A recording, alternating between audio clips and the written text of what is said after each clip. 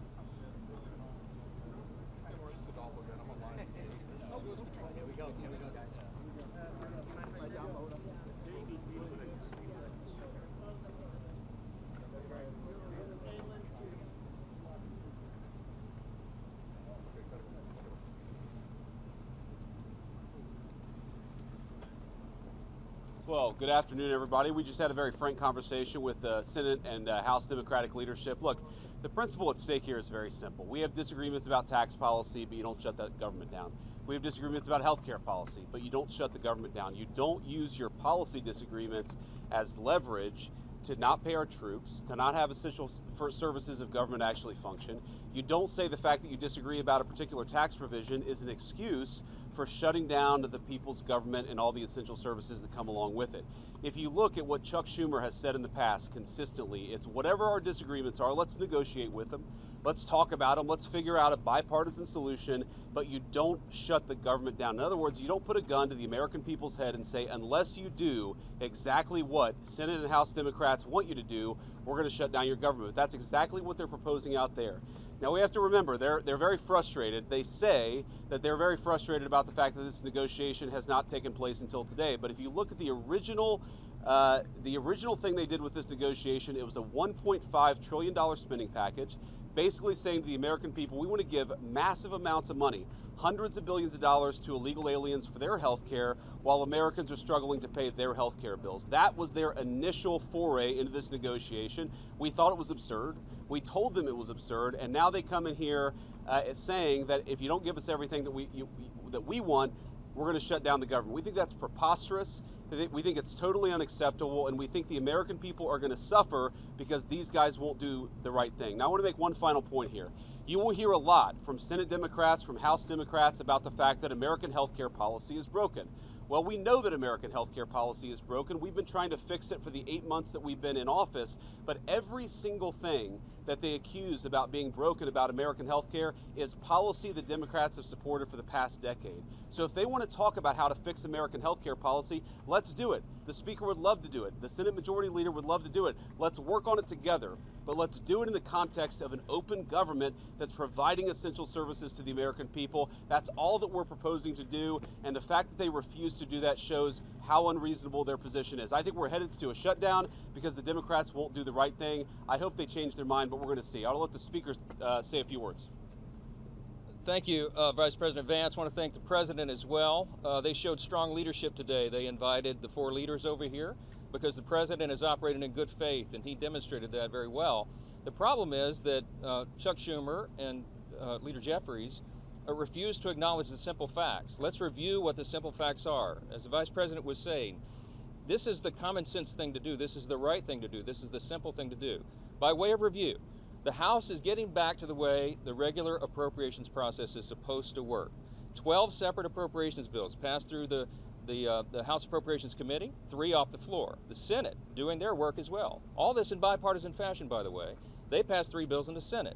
Those bills don't match up exactly. So for the first time in years, since 2019, you have a conference committee that is being constituted between the House and the Senate. This is the way a bill becomes a law. They work out the differences. All this is happening in bipartisan fashion. The problem is we've run out of clock. September 30th is the end of the fiscal year, so we need a little more time. So what we did in the Republican majority is the right, responsible, simple thing. A clean, continuing resolution, a short-term, nonpartisan continuing resolution. It's only 24 pages in length. Leader Thune has a copy if you want to see the exhibit. There's nothing partisan in here. No policy riders, none of our big party preferences, because we want to do the right thing by the American people and allow more time for negotiation.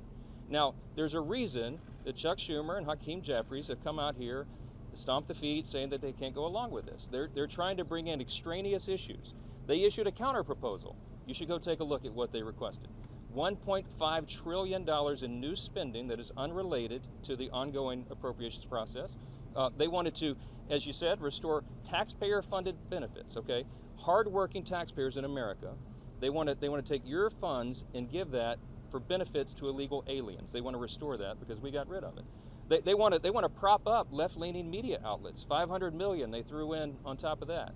$1.5 trillion on a 7-week stopgap funding measure. We're not going to do that. They know we can't do that, and we never have in the past. During the Biden administration, there were 13 threatened shutdowns. The Republicans in the minority did the right thing. We kept the government open. We're simply asking for the Democrats to do the same.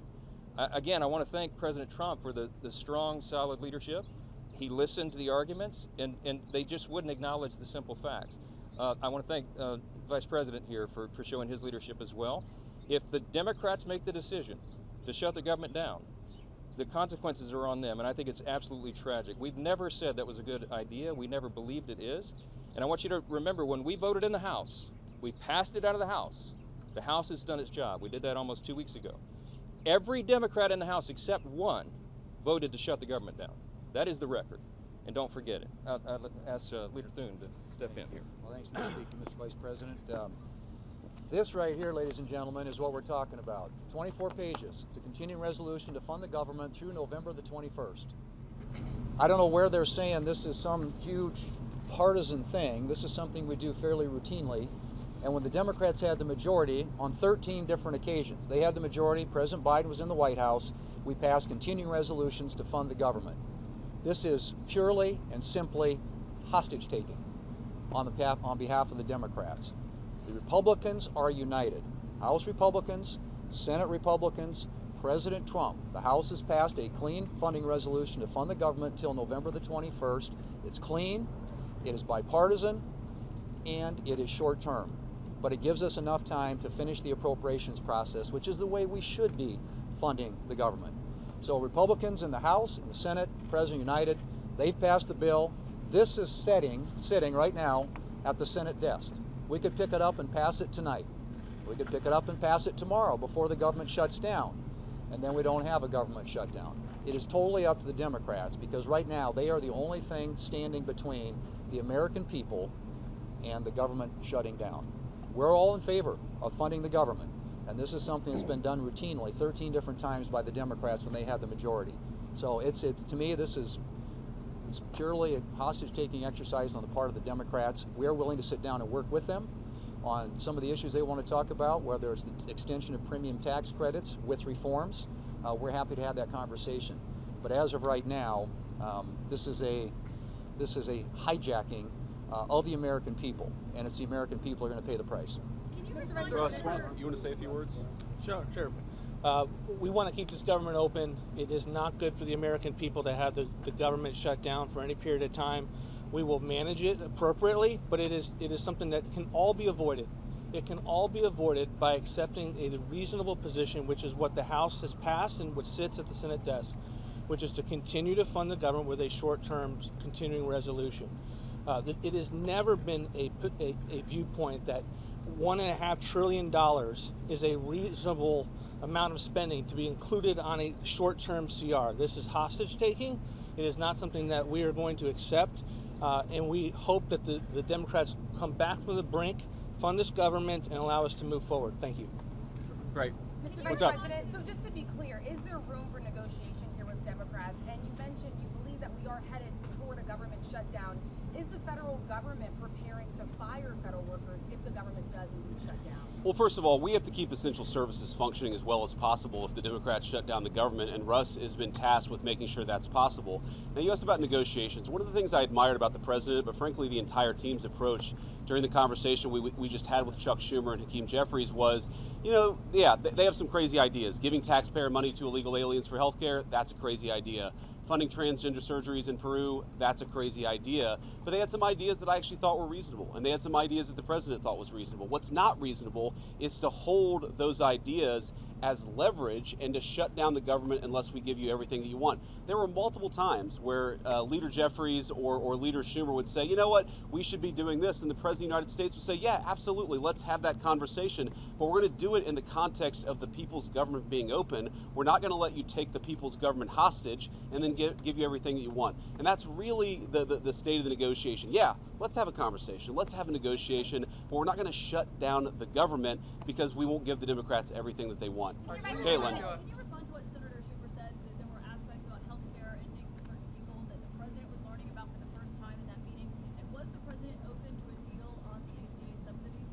Well, I'm highly skeptical that the president was learning about it for the first time, thanks to Chuck Schumer. But what I will say is, look, we have put a $50 billion rural hospital fund into the big beautiful bill that we passed a few months ago, because we know that under Biden administration's policies, there are a lot of small town hospitals, a lot of rural health care that was getting shut down and that was struggling. We're trying to fix that problem. In fact, we're happy to work with Democrats to fix that problem. We want to work across the aisle to make sure that people have access to good health care. We are not going to let Democrats shut down the government, take a hostage unless we give them everything that they want. That's not how the people's government has ever worked. That's certainly not how it's going to work under the Trump administration. Go ahead, please. This is very important on health care.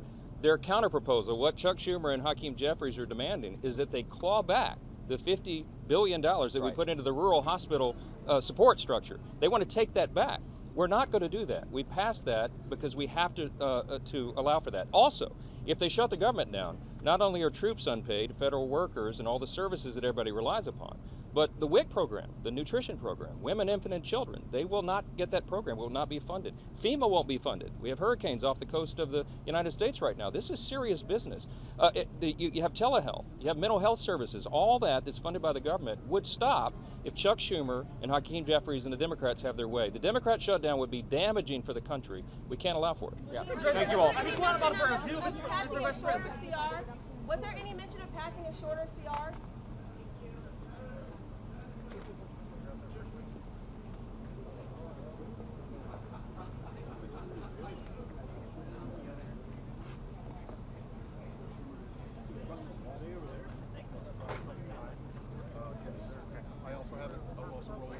Okay, I'll just make sure we have. DJ, never mind. Yeah, thanks. Sorry, I figured.